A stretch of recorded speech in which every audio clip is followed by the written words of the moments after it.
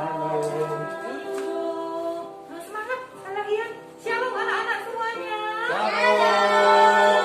Puji Tuhan. Sudah hari Minggu lagi ya, nggak terasa ya. Ya. Anak-anak semuanya, hari ini kita akan sama-sama beribadah kepada Tuhan. Pagi ini kita akan dilayani oleh mama-mama cantik. Mama Nana sama Mama Nika. Oke, kira-kira anak-anak sudah siap semua belum ya? Iya, sudah pada mandi? Sudah. Sudah sarapan? Iya, perlu sarapannya supaya apa? Supaya Kuat. memuji Tuhannya. Oke, sebelum mulai kita akan berdoa dulu ya. Yuk, anak-anak kita akan berdiri, kita akan berdoa kepada Tuhan. Tuhan Yesus yang baik, terima kasih buat hari yang baru ini. Kami semua mau beribadah kepada Tuhan. Tuhan tolong pimpin kami, siapkan hati kami, supaya kami semuanya sungguh-sungguh memuliakan Tuhan. Terima kasih Tuhan, berkati ibadah Acik hari ini dari awal hingga pada akhirnya. Buat kami bersuka cita Tuhan, karena kami tahu Tuhan ada di dalam hidup kami. Terpujilah nama Tuhan. Di dalam nama Tuhan Yesus kami berdoa. Haleluya. Amin. Puji Tuhan. Semuanya siap memuji Tuhan? Ya, yang di rumah ya? Iya. Amin. Siap. Duduk manis ya, jangan jalan-jalan. Oh, kita semua boleh berdiri ya. Jangan tiduran kalau memuji Tuhan ya. Biasa kita semangat. Mama Mika, ini daun hijau-hijau gini yang kasih warna siapa ya? Ada yang tahu? Ada yang tahu anak-anak di rumah? Ayo. Tuhan Yesus. Siapa ya? Oh, apa? Tuhan Yesus. Yesus. Tuhan Yesus yang kasih warna-warna tanaman yang indah, juga burung-burung di udara, semuanya Tuhan yang menciptakan. Ada lagunya Mama Nana. Iya, puji Tuhan. Ayo kita sama-sama puji Tuhan ya. Siap? Anak-anak Haleluya. di rumah? Oke.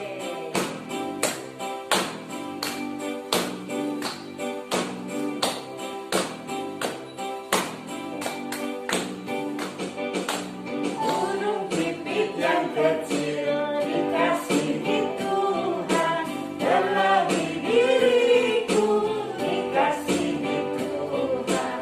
Bunga-bunga di taman diberi keindahan, dalam diriku dikasihi Tuhan.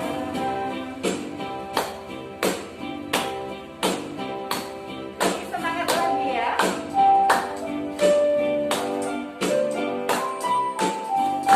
Tuhan gak ciptakan bunga-bunga dan burung-burung, semua binatang ya yang ada di dunia ini Tuhan yang ciptakan. Dari yang sekecil sampai yang besar. Betul. Burung pipit yang kecil dikasihi Tuhan, dalam diriku dikasihi Tuhan. Bunga-bunga di taman diberi keindahan, dalam diriku dikasihi Tuhan.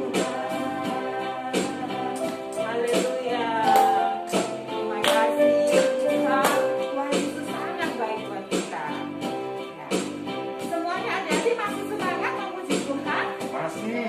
Haleluya. Kita akan lanjutkan ya pujian apa yang namanya? Bagaimana kalau kita melihat ke arah langit? Oh, tinggi sekali langit ya. Nah,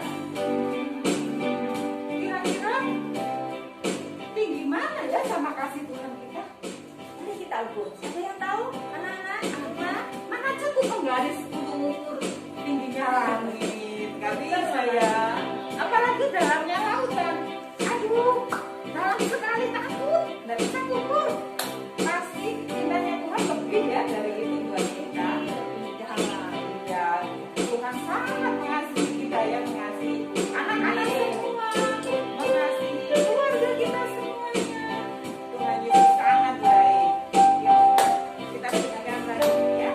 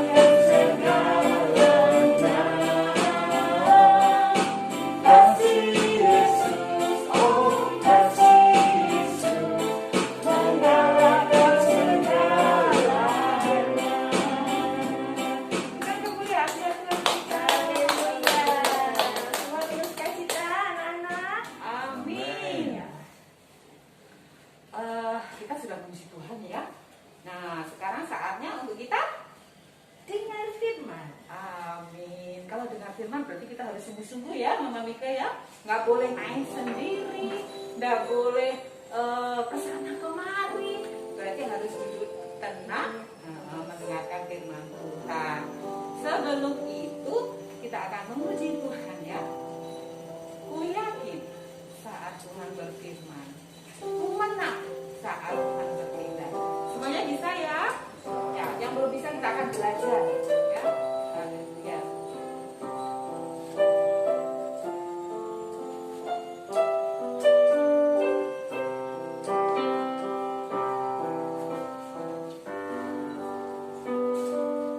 Ku yakin saat Kau berfirman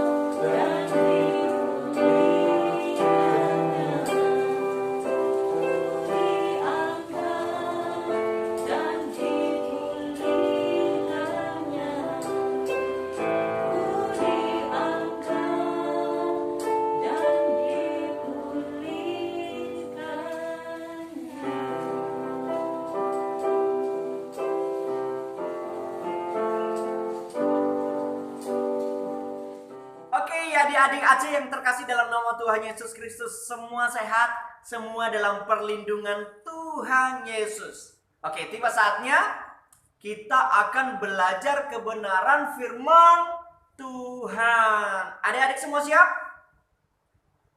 Oke.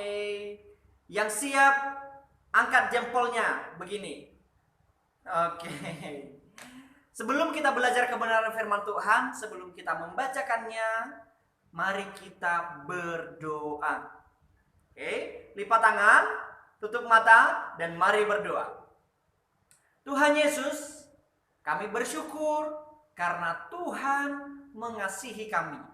Dan saat ini Tuhan, kami siap mendengarkan kebenaran firman Tuhan. Terpujilah nama Tuhan. Mampukanlah kami supaya kami dapat mengerti, memahami, dan melakukan firman Tuhan dalam kehidupan kami. Dalam nama Yesus kami berdoa. Amin. Oke. Adik-adik semua siap? Alkitabnya juga siap? Sudah diambil? Pastikan Alkitab adik-adik pegang ya. Oke. Sekarang kita akan belajar. Judul pembelajaran kita pada pagi hari ini yaitu kenapa Allah mengeraskan hati Firaun. Ya, kita akan belajar tentang tokoh Firaun. Oke. Sekali lagi, kenapa Allah mengeraskan hati Firaun? Oke. Kata mengeraskan bukan dikeraskan menjadi seperti batu. Keras sekali. Atau seperti air yang ditaruh di dalam kulkas sehingga mengeras dan sangat keras. Bukan seperti itu. Mengeraskan maksudnya bisa diartikan seperti begini. Artinya Firaun tidak tunduk kepada Allah atau Firaun tidak mau mengikuti apa yang Allah katakan.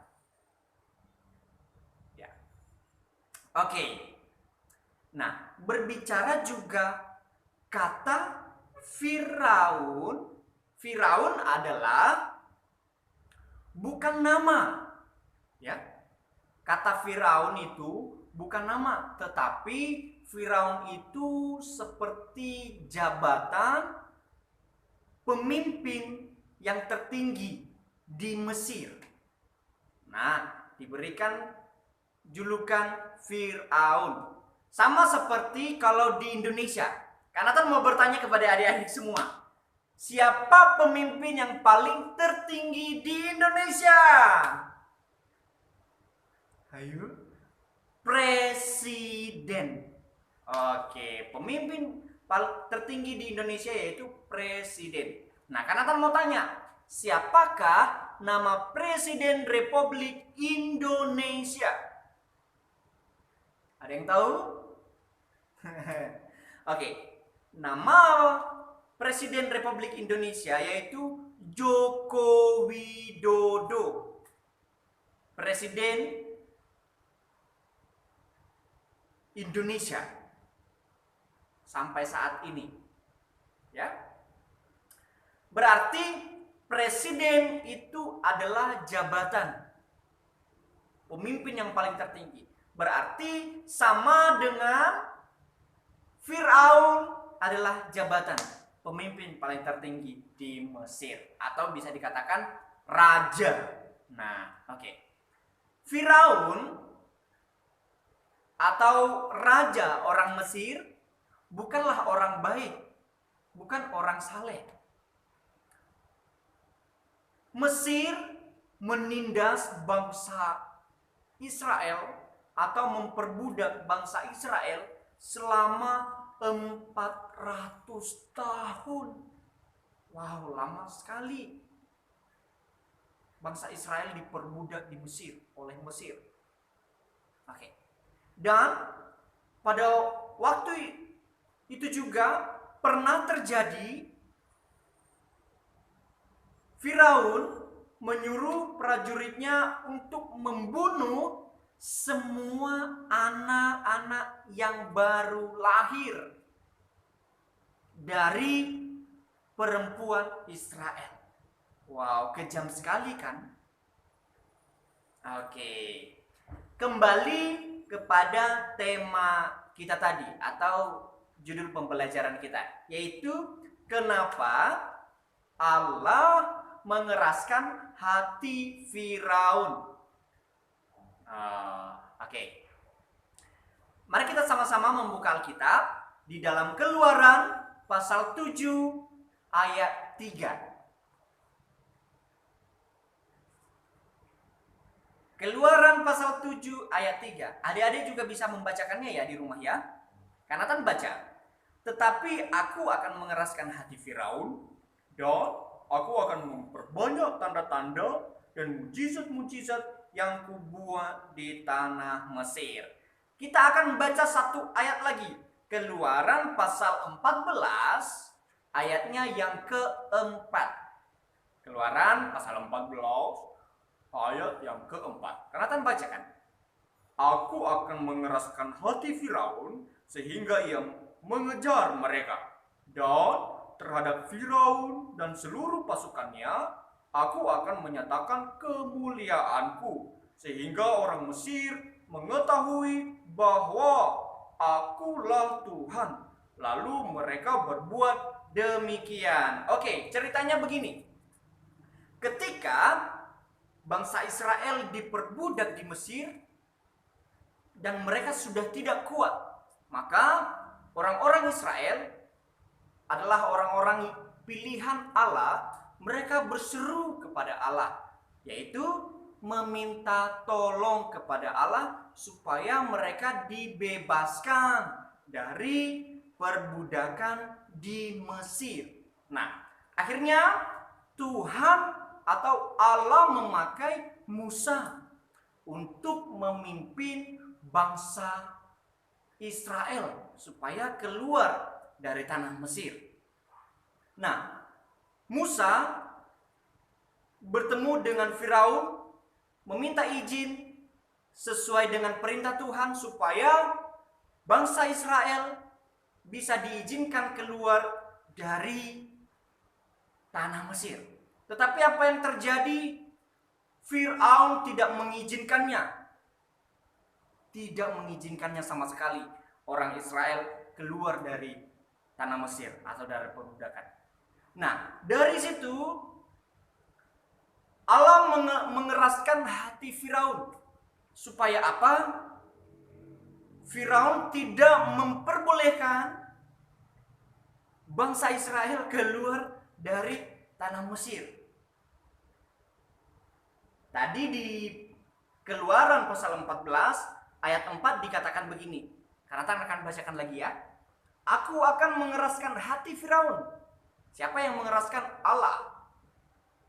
Sehingga ia mengejar mereka. Dan terhadap Firaun dan seluruh pasukannya. Jadi kepada Firaun dan juga prajurit dan juga pasukannya, aku akan menyatakan kemuliaanku. Bahwa akulah Tuhan. Jadi Allah mengeraskan hati Firaun supaya Allah juga mengadakan tanda-tanda atau mujizat-mujizat yang tidak bisa dilakukan oleh manusia. Dan tujuan Allah juga mengeraskan hati Firaun supaya kemuliaan Allah dinyatakan. Nah, kalau kemuliaan berarti kekuasaan, kehebatan Allah dinyatakan bagi orang Israel dan juga bagi orang Mesir.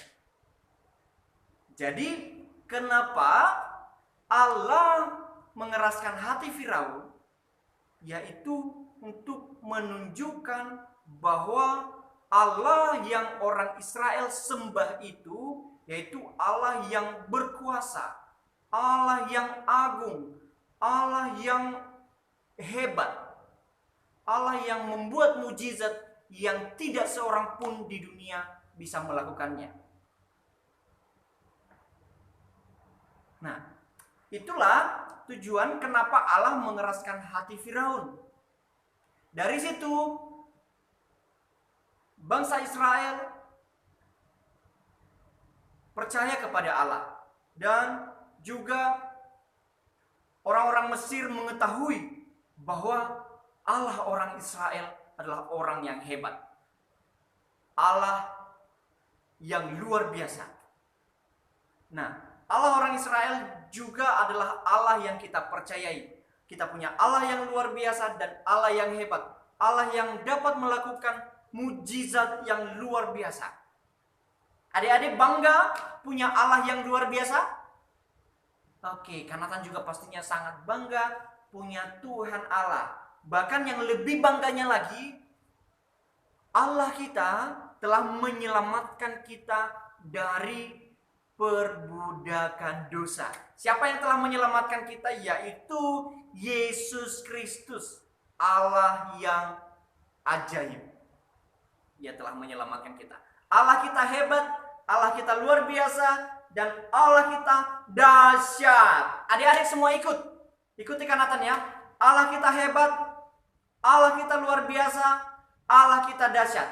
Allah yang menyelamatkan kita di dalam Tuhan Yesus Kristus. Oke. Adik-adik, demikian kebenaran firman Tuhan yang telah kita pelajari. Tuhan Yesus memberkati kita semua.